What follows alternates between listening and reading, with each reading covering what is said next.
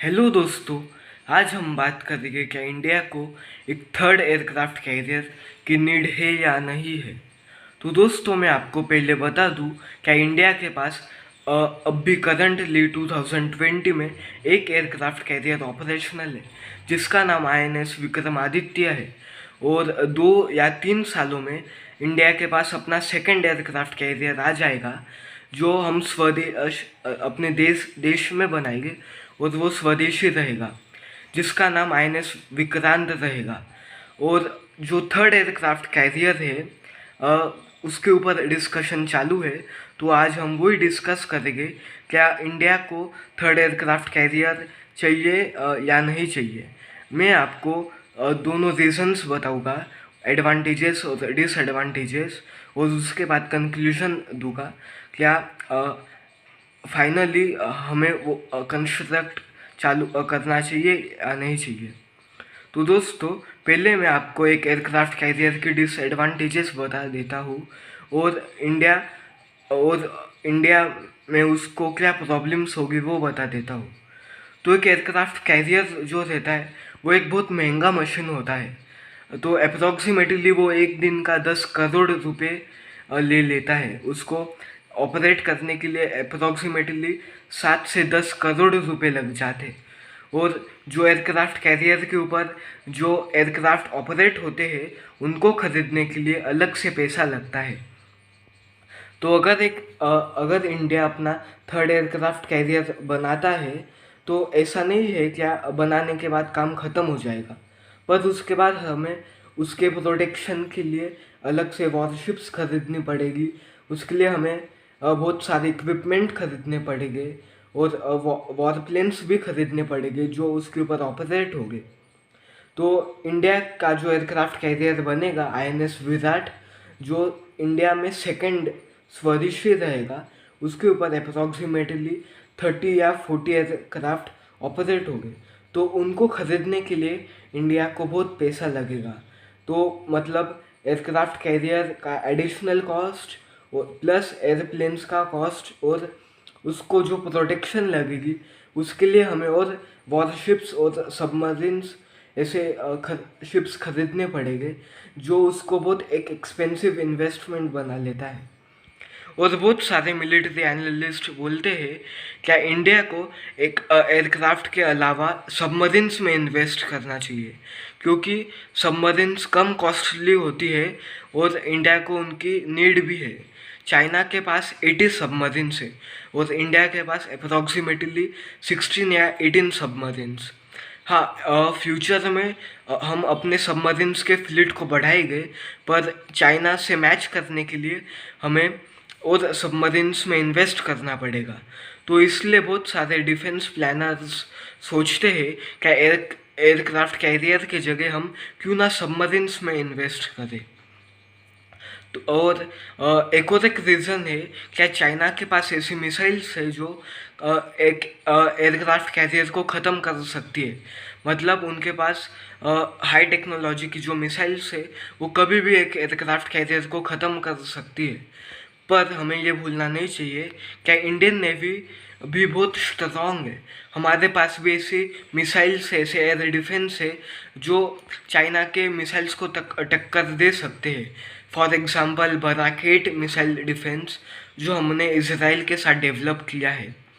तो डिसएडवांटेजेस बहुत है और रीजंस भी ऐसे बहुत है जो जिसके वजह से हमें एयरक्राफ्ट कैरियर खरीदना नहीं चाहिए। पर इसके जो पर ऐसे और ज़्यादा रीजंस है जो ये इम्पोर्टेंट बनाते हैं कि इंडिया के पास आईएनएस विराट होना चाहिए।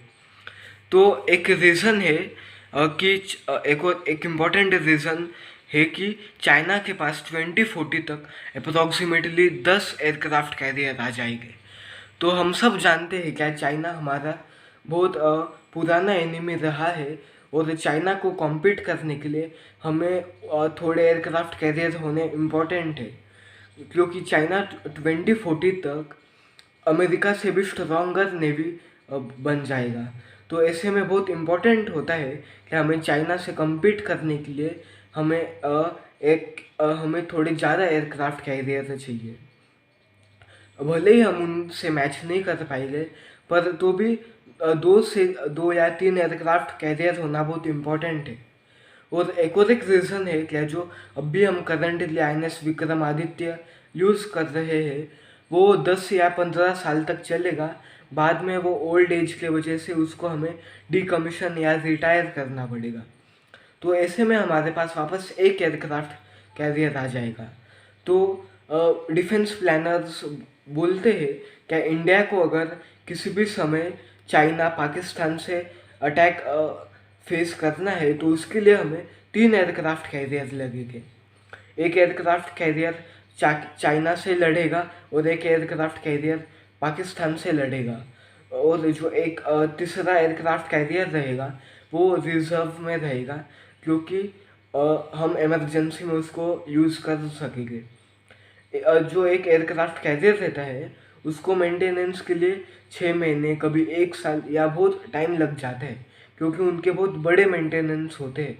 तो ऐसे टाइम में इंडिया का जो एक्स्ट्रा एयरक्राफ्ट कैरियर रहेगा वो यूज़ हो सकता है।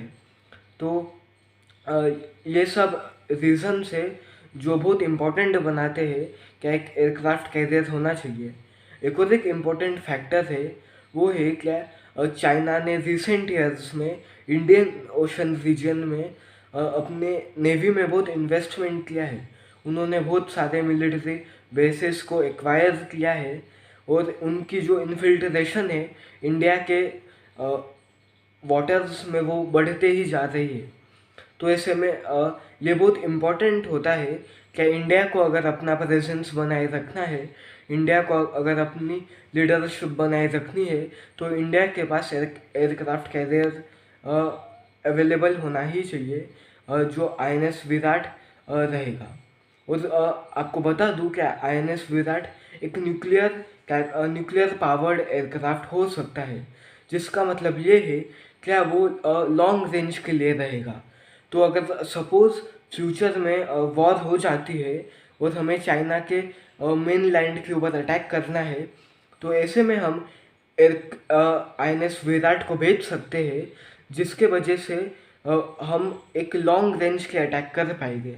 करंटली हमारे जो लॉन्ग रेंज के एयरप्लेन्स है, फाइटर जेट्स हुए जैसे सुकोई 30 हुए, वो ज़्यादा से ज़्यादा 2500 या 3000 किलोमीटर तक ऑपरेट कर पाएंगे।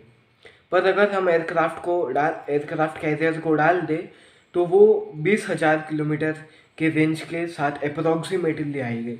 तो ऐसे में हमारी रेंज बहुत इंक्रीज हो जाएगी, मल्टीप्लाई हो जाएगी, जिस के वजह से हमें एक बहुत अपर हैंड देगा और ये बहुत एडवांटेजियस रहेगा।